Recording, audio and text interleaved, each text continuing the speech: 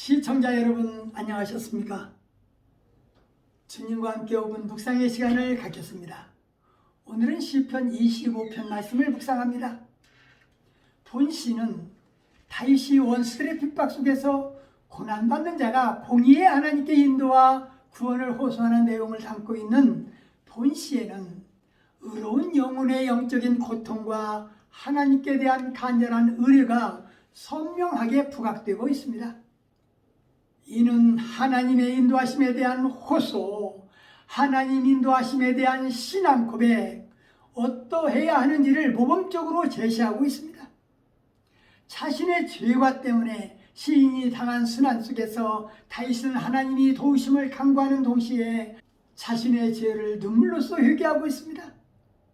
그러나 다윗은 자신만이 아닌 이스라엘 백성을 위해서도 구원을 간구하는 중보자적 자세를 보이고 있고, 시인은 전적으로 하나님의 긍휼과 자비를 의지하면서 원수의 계교에서 자신을 건져달라고 그렇게 호소하고 있습니다. 자신의 영혼을 자신이 지킬 수 없어 그렇다고 진리의 길을 떠난 생활을 추구하지도 않습니다. 원수와 역경이 처처에 도사린다 해도 정직과 성실을 지켜나가기를 염원하는 자입니다. 오늘 말씀을 묵상하면서 우리 마음속에 있는 모든 것들, 다시 말해서 기뻤던 일, 슬펐던 일, 화난 일, 좋은 일, 필요한 일, 걱정과 의심, 두려움 등 어떤 일에 대해서도 하나님께 기도할 수 있다는 사실입니다. 우리는 화가 나거나 낙심하고 있을 때도 하나님이 우리 편에 계신다는 사실을 기억해야 합니다. 욥은 상처받고 혼란스러울 때도 숨김없이 마음속의 말들을 하나님께 이야기했던 사람입니다. 그러므로 우리 성도들은 하나님이 우리에게 꼭 필요한 도움을 주시는 좋은 하나님이라는 사실을 믿고 의심하지 말아야 합니다. 다윗이 하나님의 도우심을 간구하는 동시에 자신의 죄를 눈물로써 회개한 시인데, 다윗은 주를 의지하여 싸우니 진리로 지도하시고 교훈해 주시도록 간구하면서 온종일 주님만 바라본다고 했습니다. 내 소시의 죄와 허물을 기억하지 마시고 주의 인자하심을 따라 나를 기억해 달라고 다윗은 그렇게 간구하면서 이 찬양시를 올려드렸습니다. 다윗은 이렇게 하나님과 동행했지만 그의 의면적인 삶이 때로는 외롭고 괴롭고 마음의 근심도 많았고 곤고와 혼란 가운데 처해 있을 때도 있었음을 고백하고 있습니다. 시인의 믿음은 밖으로 드러나지 않고 인내 가운데서 기다리는 형태로 나타납니다.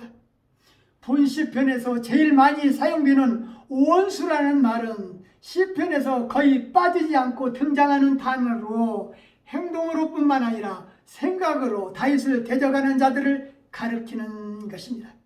그들은 다윗뿐만 아니라 하나님에 대한 신앙까지도 비웃는 것입니다. 본문 25편 4절 말씀을 묵상합니다. 여호와여, 주의 도를 내게 보이시고 주의 길을 내게 가르치소서. 다윗은 자신의 원수가 많고 미워하고 있으니 영혼을 지켜 나를 구원해 달라는 소원을 올렸습니다. 주를 바라보고 있으니 성실과 정직으로 보호해 달라는 것입니다. 다윗은 이스라엘 왕으로서 모든 백성이 하나님을 경외함으로 진정한 축복을 누리게 되기를 희망했고, 여호와를 경외하는 자는 영원히 평안하고 그 자손은 땅을 상속받을 것이라고 믿고 있었습니다. 우리가 믿음 생활할 때에 영혼을 지켜달라는 기도가 있어야 합니다. 세상에 필요한 것도 많고 많지만 그 중에 첫째가 영혼을 지켜 구원해달라는 간구로 하나님께 나가야 합니다. 원수들의 위험을 느끼고 있는 상태에서 가장 효과적인 도움인가를 파악한 현명한 기도이어야 하며, 올바른 선택을 하기 위한 최우선의 기도라는 것을 잊지 않도록 해야 할 것입니다. 오늘 말씀 여기까지입니다. 기도하며 묵상의 시간을 마치겠습니다. 사랑의 주님, 시편 25편을 묵상하면서 다윗의 기도의 자세를 바라보게 하셨습니다. 다윗은 대적들이 이기지 못하도록 주의 길을 가르쳐달라고 기도하였습니다.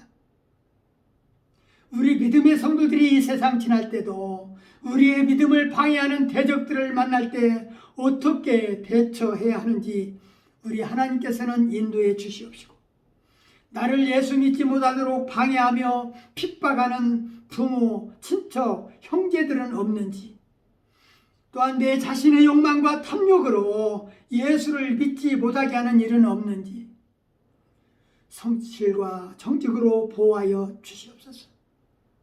예수님의 이름으로 간절히 기도하옵나이다. 아멘.